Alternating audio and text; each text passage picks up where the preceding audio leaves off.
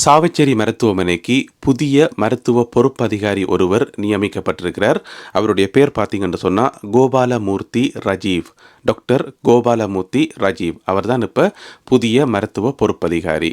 அப்படி என்று சொன்னால் டாக்டர் அர்ஜுனா திரும்ப வரமாட்டாரா என்றது இப்போ எங்களுக்கு முன்னால் இருக்கக்கூடிய முக்கியமான கேள்வி. அவர் அதுக்கான முயற்சிகளில் ஈடுபட்டு கொண்டிருக்கிறார். அந்த பேச்சுவார்த்தைகளில் ஈடுபட்டு கொண்டிருக்கிறார். அவர் உரிய நேரத்தில் திரும்பி வருவார் என்று தான் சொல்லியிருக்கிறார். எனவே அது வரைக்கும் மருத்துவமனையை முடக்கி வைக்க முடியாது. அங்கே நிறைய நோயாளர்களுக்கு சிகிச்சை கொடுக்கணும். அதனால் புதிய மருத்துவ பொறுப்பதிகாரி நியமிக்கப்பட்டிருக்கலாம். ஏனென்று சொன்னால் மருத்துவமனை தொடர்ந்து இயங்கணும். எனவே டாக்டர் ரஜீவ் அவர்கள் தான் தொடர்ந்து பதவியில் இருப்பாரா அல்லது டாக்டர் அர்ஜுனா திரும்ப வருவாரா என்றுதான் இப்போ எங்களுக்கு முன்னால் இருக்கக்கூடிய முக்கியமான கேள்வி. எனக்கு தெரிஞ்சு என்னுடைய புரிந்துணர்வின்படி டாக்டர் அர்ஜுனா அவர்களை வரவிடாமல் தடுக்கிறதுக்கு தான் மேக்சிமம் முயற்சி செய்வினோம். அது அங்கே முயற்சி செய்வினோம், இங்கே முயற்சி செய்வினோம். ஏனென்று சொன்னால் திடீரென்று ஒரு ஆள் புயல் மாதிரி அங்கே நடக்கிற எல்லா அநியாயங்களையும் வெளியில் சொன்ன உடனே அதை யாராலையுமே ஏற்றுக்கொள்ளவும் இயலாது. அதை யாராலும் ஜீரணிக்கவும் முடியாது. அதாவது பொதுமக்களுக்கு அவரை மிகவும் பிடிச்சிருக்குது, பொதுமக்களுக்கு அவர் மிகவும் தேவை. இந்த நிர்வாக கட்டமைப்புகளில் இருக்கிறார்களுக்கு பெரும்பாலும் அவர் வாரதை விரும்ப மாட்டினோம். ஏன்னு சொன்னால் அவர் நாங்கள் வேலை செய்ய மாட்டோம் என்று சொல்லித்தான் போராட்டத்தை நடத்தினவே, வேலை நிறுத்த போராட்டத்தை நடத்தினவே. எனவே அவர் திரும்ப வாரதை இங்கே யாருமே விரும்ப மாட்டினோம். அதுக்கான முயற்சிகள் இங்கே பெரிய அளவில் எடுக்க மாட்டினோம். ஒரு சில அரசியல்வாதிகள் சொல்லியிருக்கணும், மக்கள் விரும்புகிறதா நடக்கும், நாங்கள் அதுக்கான முயற்சிகளை மேற்கொள்வோம் என்று சொல்லி. ஆனால் அவர் அரசியல்வாதிகள கதையெல்லாம் உங்களுக்கு தெரியுமே, இன்றைக்கு ஒரு கதை, அப்புறம் நாளைக்கு இன்னும் ஒரு கதை. எனவே டாக்டர் வருவாரா வரமாட்டாரான்றது மிகப்பெரிய கேள்விக்குறியாக தான் இருக்குது. இப்போதைக்கு கடைசியாக டாக்டர் ஃபேஸ்புக்கில் போட்ட ஒரு பதிவின் அடிப்படையில் தான் கொஞ்சம் அமைதியாக இருக்கிறேன், அடிக்கடி அப்டேட்டுகள் கொடுக்காமல் இருக்கிறேன். அது காரணம் சாவச்சேரி மருத்துவமனை கொஞ்சம் அமைதியாக இயங்கணும், அதை நான் குழப்ப விரும்பலைன்ற மாதிரி சொல்லியிருக்கிறார். எனவே அவர் நீ போக கருத்துக்கள் போடுறதையோ வீடியோக்கள் வெளியிடுறதையோ கொஞ்சம் குறைக்கிறதுக்கான வாய்ப்புகள் இருக்குது. அதுக்கு பிறகு அங்கே என்ன நடக்குதுன்னு எங்களுக்கு தெரியாமல் போகிறதுக்கான வாய்ப்புகள் கூட இருக்குது.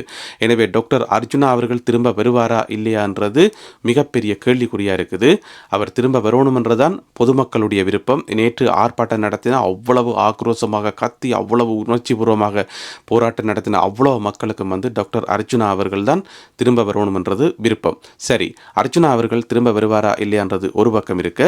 ஆனால் பொதுமக்களாகிய நாங்கள் தெரிஞ்சு கொள்ள வேண்டிய முக்கியமான விஷயம் ஒன்று இருக்குது. டாக்டர் அர்ஜுனா அவர்கள் உருவாக்கின அந்த ஒரு புரட்சி இருக்கல்ல, அந்த ஒரு எழுச்சி இருக்கல்ல, அதை தனியாக விடக்கூடாது. அதை தொடர்ந்து தக்க வைக்கணும். அந்த குரலை நாங்கள் தொடர்ந்து எழுப்பிக்கொண்டே இருக்கணும். அது டாக்டர் வர்றார் வரையில் அது வேற பிரச்சனை. ஆனால் நாங்கள் ஓயக்கூடாது.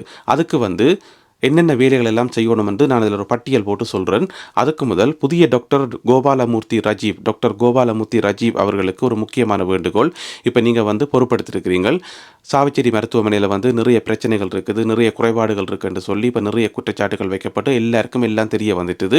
எனவே நீங்கள் புதிய பொறுப்பதிகாரி, புதிய மருத்துவ பொறுப்பதிகாரியாக பொறுப்பேற்றுட்டீங்கள். நீங்கள் இப்போ என்ன செய்வீங்கன்னு சொன்னால் ஹாஸ்பிட்டலை அனலைஸ் பண்ணுவீங்க. அங்கே என்ன நடக்குது, எது நடக்குது, அது சம்மந்தமான ஒரு ரிப்போர்ட் ஒன்று எடுப்பீங்க. அதுக்கு உங்களுக்கு நிறைய காலம் தேவைப்படாது. லெஸ் தேன் 24 hours, 24 மணி நேரத்துக்குள்ளேயே உங்களுக்கு அதுக்கான தரவுகளை எடுக்க முடியும்.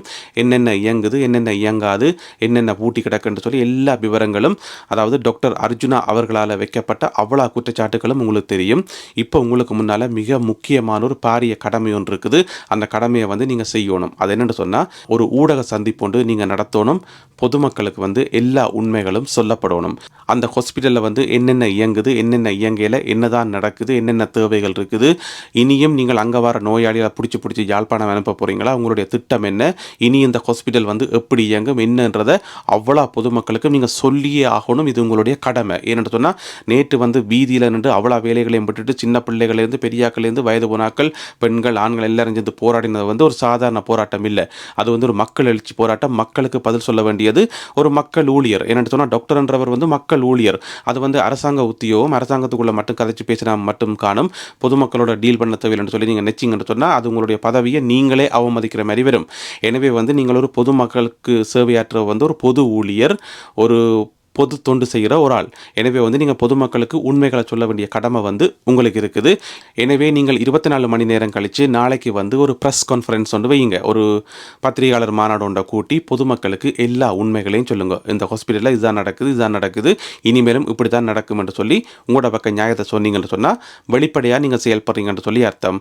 அல்லது நீங்களும் அந்த கும்பலில் கோவிந்தாவாக போயிட்டீங்கன்னு சொல்லி பொதுமக்கள் நினைப்பினம். இதுதான் நடக்கும். எனவே பொதுமக்களுக்கு உண்மைகள் சொல்ல வேண்டியது புதிய மருத்துவருடைய கடமை. சரி, டாக்டர் அர்ஜுனா வந்து இப்ப திரும்ப வருவாரா, வரமாட்டாரான்றது இப்ப எங்களுக்கு முன்னால இருக்கக்கூடிய கேள்வி. ஆனா, அவர் உருவாக்கின அந்த ஒரு எழுச்சிய வந்து தொடர்ந்து தக்க வைக்கிறது எப்படி என்று நான் சொல்றேன். அன்பான பொதுமக்களே, உங்களுக்கான ஒரு முக்கியமான அறிவித்தல். அது என்னன்னு சொன்னா, ஒரு டாக்டர் வந்து அரசாங்க மருத்துவமனையில வேலை செய்துட்டு, மத்தியானத்துக்கு பிறகு போயிட்டு பிரைவேட் ஹாஸ்பிட்டல்ல வேலை செய்றது தான் எல்லா பிரச்சனைக்குமான காரணம். அப்ப அங்க வந்து நிறைய காசு விலைக்குள்ள வந்து, இங்க வந்து அவருக்கு கடமை உணர்ச்சியே இருக்காது. சும்மா ஈனோ தானோன்ட்டு எப்படா 12 மணி ஆகும், எப்போ 1 மணி ஆகும்ன்ட்டு போல நேரத்த பார்த்துட்டு, அங்க ஓடி போயிருவினம். ஏனென்றால் அங்கே நிறைய காசு வருதுன்னு சொல்லி.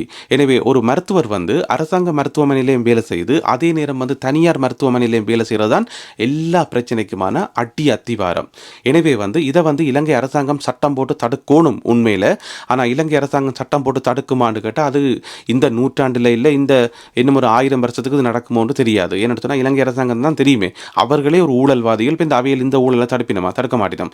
எனவே அது வெறுதோ வெறியிலையோ அது வேற பிரச்சனை.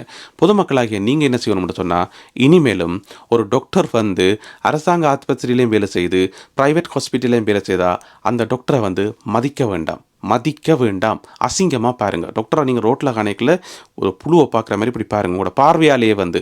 ஏன்னு சொன்னால் நீங்கள் நினைப்பீங்க என்ன அசிங்கமாக பார்க்குறதால அப்படி என்ன வரப்போகுது, அப்படி என்ன நடக்க போகுதுன்னு சொல்லி. அப்படி இல்லை.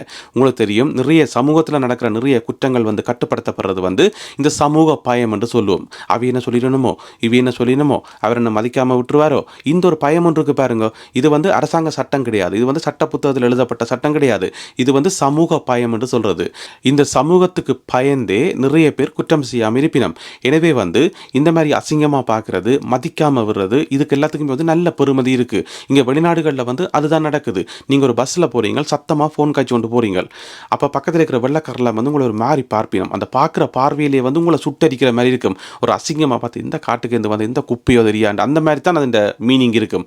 நீங்களும் ஒரு டாக்டர் வந்து இனிமேலும் அரசாங்க ஆஸ்பத்திரியிலையும் வேலை செய்து பிரைவேட் ஹாஸ்பிட்டல்லையும் வேலை செய்தா அந்த டாக்டரை மதிக்க வேண்டாம். அசிங்கமாக பாருங்க. ஒரு ஆளுக்கு கல்யாணம் பேசப்படுது, மாப்பிள்ளை என்ன செய்கிறார், டாக்டராக இருக்கிறார். என்ன டாக்டராக இருக்கார், அவர் மத்தியானம் வரைக்கும் அரசாங்க ஆஸ்பத்திரியில், பின்னேரம் பிரைவேட் ஹாஸ்பிட்டலில் வேலை செய்கிறார். இல்லை எங்களுக்கு இந்த கல்யாணம் வேண்டாம், இந்த சம்பந்தமே எங்களுக்கு வேண்டாம்னு சொல்லி விட்டு ஒழும்பி போங்க. அது ஒரு அசிங்கமாக பாருங்க. ஏன்னு சொன்னால் எங்களோட சமூகத்தில் வந்து ஒரு சில விஷயங்கள் செய்தால் வந்து யாருமே மதிக்க மாட்டினோம், கேவலமாக பார்ப்பினோம். அந்த பயம் எல்லாருக்கும் இருக்குது. எனவே வந்து இப்படியான ஒரு சிஸ்டத்தை கொண்டு வாங்க. அந்த டாக்டர் மேலே மதிக்காங்க. நீங்கள் உங்களுக்குள்ள கதைக்குள்ள ஆள் வந்து அங்கேயும் வேலை செய்து இங்கேயும் வேலை செய்கிறாராம். ஐயோ இன்னும் ஆளப்பா அந்த மாதிரி கதைச்சு இதை வந்து பிரபலப்படுத்தி கொண்டு வாங்க. உண்மையாக தான் இது இன்றைக்கு வேலை செய்யாட்டி இன்றைக்கு ஒரு நாளைக்கு வேலை செய்யும். இது ஒரு மிக முக்கியமான சைக்காலஜி. இது பொதுமக்கள் உங்களுக்கு விளங்குதோ இல்லையோ, டாக்டர்ஸ் மேருக்கு நல்லாவே விளங்கும். என்ன சொன்னால் டாக்டர்ஸ் மேலே வந்து சைக்காலஜி படித்தாக்கலாம், அவைக்கு நல்லாவே விளங்கும் இந்த அசிங்கமான பார்வைக்கு வந்து இவ்வளோ பவர்ஃபுல் இருக்குன்னு சொல்லி. எனவே வந்து நான் அரசாங்க ஆஸ்பத்திரியிலையும் வேலை செய்து பிரைவேட் ஹாஸ்பிட்டல்லையும் வேலை செய்தா இங்கே ஒரு கால் அங்கே ஒரு கால் வச்சா எனக்கு இந்த சமூகத்தில் மதிப்பே இருக்காதுன்னு சொல்லி ஒவ்வொரு டாக்டரும் வந்து உணரணும். அதை வந்து நீங்கள் மதிக்கக்கூடாது. சும்மா கையை கட்டி கொண்டு சேர் மோரண்டெல்லாம் சொல்லாதீங்க, சரியா? இந்த சேருன்னு சொல்லத்தான் ஞாபகம் வருது. இந்த ஒரு ஒரு ஆடியோ ஒன்று, ஒரு குரல் பதிவு ஒன்று வெளியானது. டாக்டர் அர்ஜுனாவும் இன்னும் ஒரு டாக்டரும் வந்து கதைக்கிறது. அதில் அந்த மற்ற டாக்டர் வந்து கோவத்தில் கத்துவார், கோல்மி ஆஸ் சேர் என்று சொல்லி, அதாவது என்ன சேர் என்று சொல்லி அவர் கத்துவார். அப்போ அதுக்கு பிறகு இவர் சேர் என்று சொல்லி கூப்பிடுவார். இதில் என்ன பிரச்சனைன்னு சொன்னால், இந்த சேருன்றது எங்கேருந்து வந்திருக்கும், இங்கிலாந்துலேருந்து தானே வந்திருக்கும். ஏன்னாடா சேருன்றது ஒரு ஆங்கில வார்த்தை. இலங்கையில் இந்த ஒரு வருத்தத்தை வந்து இப்போதைக்கு நீங்கள் மாற்றிடலாது. சேர் என்று கூப்பிட்ற அந்த வருத்தத்தை வந்து மாற்றிடலாது. ஆனால் இங்கே வெள்ளக்காரன் வந்து சேர் என்று கூப்பிட்றானான்றதை நீங்கள் தெரிஞ்சு வச்சுக்கொள்ளணும். இங்கே வந்து சேர் என்ற ஒரு வார்த்தையே கிடையாது. அங்கே யாரையும் பார்த்து சேர் மோரண்டெல்லாம் கூப்பிட்றதில்ல. இங்கிலாந்தினுடைய பிரதமர் கியர் ஸ்டாமரையே நீங்கள் ரோட்டில் கண்டாலும் hi Starmer how are you என்று சொல்லி நீங்கள் போகலாம். அமெரிக்க ஜனாதிபதி ஜோ பைடன் வந்து நீங்கள் காலமாக வாக்கிங் போய்க்குள்ள எதிர்பக்கத்தில் வர 2 வைங்களன், நீங்கள் அந்த இடத்துல வந்து hi Joe how are you என்று கேட்டு நீங்கள் போகலாம். உங்களை யாரும் கோவிக்க மாட்டேனோம். ஏய் நான் அமெரிக்க ஜனாதிபதி என்ன பார்த்து சேர் என்று சொல்லு, நான் இங்கிலாந்தினுடைய பிரதமர் என்ன பார்த்து சேர் என்று சொல்லி இங்கே யாருமே வந்து சத்தமாக கத்த மாட்டேனோம். இங்கே சேர்ன்றது இல்லை, மாறாக சேர்ன்றது ஒரு பட்டம். அது வந்து பேருக்கு முன்னுக்கு போடுறது. இன்னார் சேர் என்று சொல்லி பேருக்கு கொண்ட பின்னுக்கு போடுறதில்ல, முன்னுக்கு போடுறது. இப்போ இங்கிலாந்தினுடைய பிரதமர் வந்து அவர்கிட்ட பேர் வந்து சேர் கியர் ஸ்டாமர், அதான் இங்கிலாந்து பிரதமருடைய பேர். அப்போ அந்த சேர் என்ற பேரை வந்து அவர்கிட்ட பேருக்கு முன்னால் போடுறேன்னு சொன்னால் அது சாதாரணமாக போட முடியாது. அதுக்கு படி என்று படித்து அதுக்கண்டு படிப்பு இருக்குது, அதுக்கண்டு ஒரு பட்டம் இருக்குது. அது ஒரு பட்டம், அதை வாங்கித்தான் முன்னுக்கு போட முடியுமே தவிர சும்மா எல்லாம் சேருன்றெல்லாம் சொல்கிறேன். எனவே சேருன்றது வந்து இங்கிலாந்துலேயே கிடையாது. அது வந்து இலங்கையில் ஏன் என்ன தூக்கி தலையில் வச்சு கொண்டிருக்கிறோம்னு சொல்லி எனக்கு கண்டா விளங்கவே இல்லை. அதில் இந்த குரல் பதிவு வந்தால் தானே அதில் ஒரு பெரிய ஒரு மெகா காமெடி ஒன்று இருக்குது. என்னென்னு சொன்னால், இவர் வந்து அண்ணா அண்ணாண்டு கதைக்கிறார். டாக்டர் அர்ஜுனா வந்து அண்ணா அண்ணாண்டு கதைக்கிறார். அவர் டென்ஷன் ஆகி கோல் மீ ஆஸ் அ சார் என்று சொல்லி கத்துறார். அதாவது வந்து என்ன சார் என்று சொல்லு, என்ன மரியாதை கூட என்று சொல்லி கத்துறார். மரியாதையை எங்கேயாவது கத்தி குளறி வேண்ட முடியுமோ? மரியாதை வந்து இயல்பாக மனசுல இருந்து வர வேண்டியது. அதை கத்தி சத்தம் போட்டு கூப்பாடு போட்டு வாங்க முடியாது.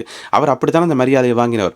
அதுக்கு பிறகு டாக்டர் அர்ஜுனா என்ன செய்கிறார் என்று சொன்னால், ஓகே சார், சரி சார் என்று இழுத்து அந்த நக்கல்ன்ற உச்சக்கட்டமாக ஓகே சார் என்ற அதுக்கு பிறகு அவர் அமைதியாயிட்டார். இன்னும் கொடுமை. சரியோ, இந்த மனுஷன் நக்கல் அடிக்குது, நக்கலை தான் சேரண்டு சொல்லுது, அந்த நக்கலா சொன்ன சேரண்டு அதை கூட புரிஞ்சு கொள்ள முடியாமல் அதுக்கப்புறம் அமைதியாகி அதுக்கப்புறம் சுமூத்தாக கதைக்கிறார். என்னண்டா, அதாவது நீ என்ன நக்கல் அடித்தாலும் பரவாயில்லை, என்ன நீ கேலி செய்தாலும் பரவாயில்லை, நீ எப்படியோ என்ன சேரண்டு கூப்பிட்டா போதும். ஏன் சேரன்றது என்ன அவ்வளோ பெரிய மந்திர வார்த்தையா? இல்லை என்ன உலகத்தில் பெரிய அந்த சேரண்டு சொன்னால் அந்த உலகமே மாறிடுமா? என்ன வருத்தம் தெரியல. இங்கிலாந்து சரிதானே, யூகே லண்டன்லேருந்து நான் சொல்கிறேன். இங்கிலாந்தினுடைய தலைநகர், ஆங்கிலத்தினுடைய தலைநகரம். ஆங்கிலம் உருவானதே இங்கிலாந்தில் தான், உங்கள் எல்லாருக்குமே தெரியும்.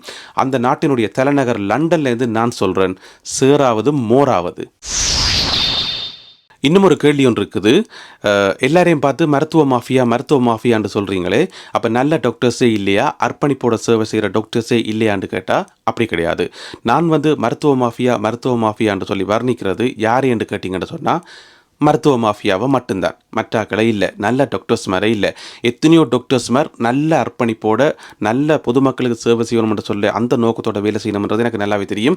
ஏன் என்னோட படித்த என்னுடைய கிளாஸ்மேட்டே வந்து நிறைய பேர் டாக்டர்ஸாக இருக்கணும். அது மேல் ஃபீமேல், ஆண்களும் சரி பெண்களும் சரி டாக்டர்ஸாக இருக்கணும். எனவே எனக்கே நிறைய டாக்டர்ஸ் மாதிரி தனிப்பட்ட முறையில் தெரியும். எனவே மருத்துவ மாஃபியான்னு சொல்லி நான் ஆற வர்ணிக்கிறேன், யார் மேலே குற்றச்சாட்டு செய்கிறேன்னு சொன்னால் அந்த மாஃபியாக்களுக்கு மட்டும்தான், சாதாரண டாக்டர்ஸுக்கு இல்லை. இந்த டாக்டர் அர்ஜுனா கூட ஒரு பேட்டியில் சொல்லியிருப்பார். ஒரு லேடி டாக்டர், அவனுடைய பேர் எனக்கு ஞாபகம் இல்லை, பேர் சொன்னார தெரியல. அந்த டாக்டர் வந்து வேறு இடத்துல வசிக்கிறாவாம். இன்னொரு ஹாஸ்பிட்டலையும் பார்த்து இந்த சாவச்சேரி ஹாஸ்பிட்டலையும் பார்க்கணும். அந்த ஹாஸ்பிட்டல் வந்து பிரைவேட் ஹாஸ்பிட்டல் இல்லை, அது அரசாங்க மருத்துவமனை தான். அந்த லேடி டாக்டருடைய ஹஸ்பண்டும் ஒரு டாக்டராக. அப்போ அவரும் சரியான பிஸி. அப்போ இந்த லேடி டாக்டர் என்ன செய்வாங்கண்டா, தன்னுடைய 2 பிள்ளைகளையும் கூட்டிக் கொண்டு வந்து காருக்குள்ளே இருத்திட்டு, அப்போ ஸ்ரீலங்காவில் வெயிலுக்குள்ளே காரை நிப்பாட்டினா சரியான இருக்கலாம் தானே, காரை ஸ்டார்ட் பண்ணி விட்டுட்டு ஏசியை ஆன் பண்ணி விட்டுட்டு அந்த பிள்ளைகளை அதுக்குள்ளே இருத்தி போட்டு ஓடி வந்து சாவச்சேரி ஹாஸ்பிட்டலில் வந்து சிகிச்சை பார்ப்பாவாம், ட்ரீட்மெண்ட் பார்ப்பாவாம். அப்படியான அர்ப்பணிப்புள்ள டாக்டர்ஸ் மாதிரியும் இருக்கணும், நிறைய பேர் இருக்கணும். எனவே மருத்துவ மாஃபியான்றது நாங்கள் சொல்லும்போது அவையண்ட மனம் புண்படாதான்னு கேட்டால் புண்பட வேண்டிய அவசியம் இல்லை. என்னென்னு சொன்னால் மருத்துவ மாஃபியான்றது தனியாக மாஃபியாக்களை மட்டும்தான் குறிக்குமே தவிர நல்ல சேவை செய்கிற மருத்துவர்களை ஒருபோதுமே குறிக்காது. எனவே அந்த ஒரு கிளாரிஃபிகேஷனை நான் தர விரும்புகிறேன்.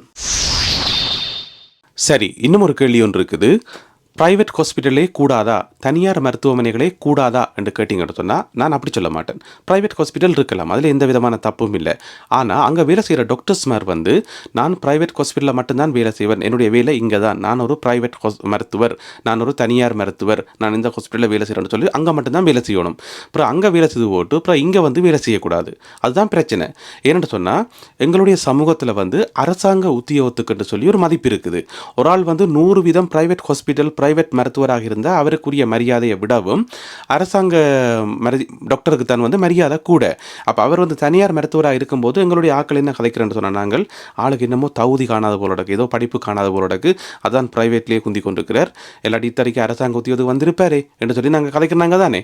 இப்படி கதைக்கிறபடியாத்தான் அதுக்கு பயந்து தான் அவன் என்ன செய்யணும்னு சொன்னால் என்னமோ செய்து இங்கால அரசாங்கத்துக்குள்ள உள்ள வெறினம். ஏன்னு சொன்னால் அரசாங்க உத்தியோகம்ன்றது எங்களோட சமூகத்தில் வந்து ஒரு மரியாதைக்குரிய உத்தியோகம். ஆனால் விஷயம் என்னென்னு சொன்னால் அரசாங்க உத்தியோகமாக வந்து அந்த ஒரு பேரை தக்க வச்சுக்கொண்டு அந்த ஒரு மரியாதையை எடுத்துக்கொண்டு அப்புறம் அவங்க சேவை முழுக்க ப்ரைவேட்லான் இருக்குது. எனவே இந்த ஒரு விஷயத்தை தான் வந்து நாங்கள் ஒரு அசிங்கமாக பார்க்கணும், அசிங்கமாக சித்தரிக்கணும், ஒரு கேவலமான விஷயமாக நாங்கள் பார்க்கணும். மற்றபடி ஒரு டாக்டர் வந்து தொடக்கத்திலிருந்தே ப்ரைவேட் ஹாஸ்பிட்டலையே வேலை செய்திருந்தான்னு சொன்னால் ஒரு பிரச்சனையுமே இல்லை. அது தண்டபாடில் எங்கட்டும் மக்களுக்கு தேவை இருந்தால் அங்கே போவினோம். அரசாங்க டாக்டர்ஸ் வந்து தன்னுடைய முழுமையான நேரத்தை வந்து அரசாங்க மருத்துவமனைகளிலேயே செலவழிக்கணும். இது வேற அது வேறு என்ற ஒரு பிரிவு இருக்கணும்.